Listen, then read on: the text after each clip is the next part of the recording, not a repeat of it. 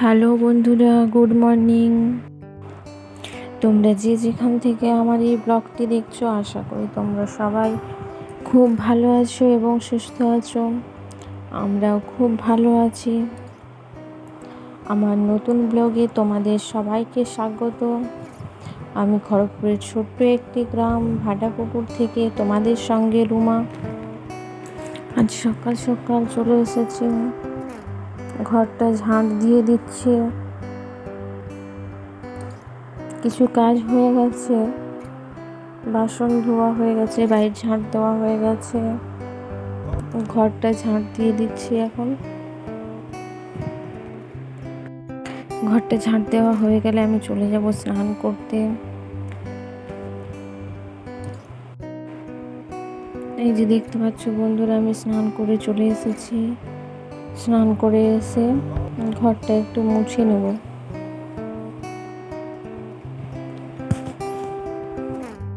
তারপর পুজো করব। ঘরটা আগে মুছে নিই, তারপরে পুজো করব। এটা তোমাদের দাদাভাই কিনে এনে দিয়েছে। এখন ঝুঁকতে অসুবিধা হয়, সেই জন্য। নাহলে আগে এমনি বসে বসেই ঘর মুছতাম, কিন্তু এখন পারি না, অনেক কষ্ট হয়, সেই জন্য এটা এনে দিয়েছে। এইভাবে দাঁড়িয়ে দাঁড়িয়ে ঘর মোছার জন্য এটাতে সুবিধে হয়, অনেক তাড়াতাড়ি হয় ঘর মোছা, তেমন একটা অসুবিধা হয় না। খুব সুন্দর এটা। সেই আমার শ্বশুর শাশুড়ি যেই ঘরে থাকে সেই ঘরগুলো মোছা হয়ে গেছে, তো ওইখানে ভিডিও করলাম না।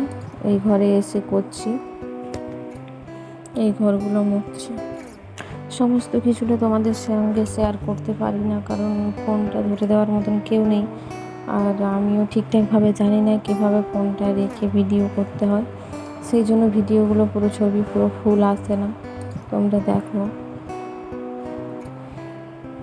তোমাদের যদি জানা থাকে যে কিভাবে ফোন রেখে ভিডিও করতে হয়, আমাকে একটু কমেন্ট করে জানিও, কারণ আমি ঠিকঠাকভাবে করতে পারি না। তোমরা যদি আমাকে একটু সাহায্য করো, তাহলে আমার ভিডিও করতে একটু ভালো হবে, ভালোভাবে আমি ভিডিও করতে পারবো। আমি প্রেগনেন্ট আছি, আমার এখন 7 মাস চলছে, তাই আমি এইভাবে ঘর মুছছি। একটু অসুবিধা হচ্ছে, কিন্তু কিছু করার নেই, করতে তো হবে। বসতে উঠতে একটু অসুবিধা হয়, আর আমি এমনিতেও তো একটু মোটা সোটা, সেই জন্য একটু বেশি অসুবিধা হয়।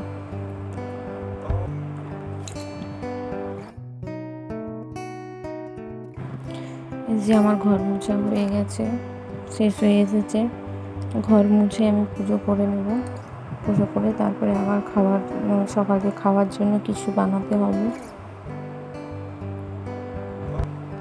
হ্যালো বন্ধুরা, এই যে তোমরা দেখতে পাচ্ছ, আমার পুজো করা হয়ে গেছে। পুজো করে এসে আমি এখন ছোলা আর বাদাম ভাজছি মুড়ি খাওয়ার জন্য।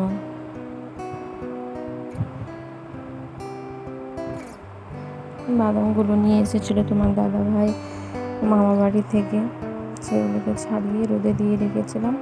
এখন ছোলা আর বাদাম একসঙ্গে ভাজা হচ্ছে, মুড়ি খাওয়া হবে।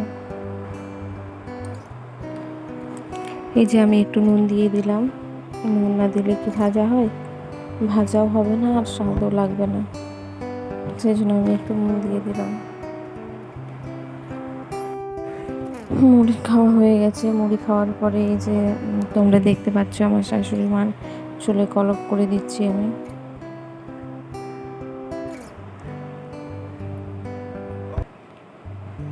আমি করে দিই 2-3 সপ্তাহ ছাড়া ছাড়া কলপ করে, প্রচুর পাকা চুল হয়ে গেছে, তাই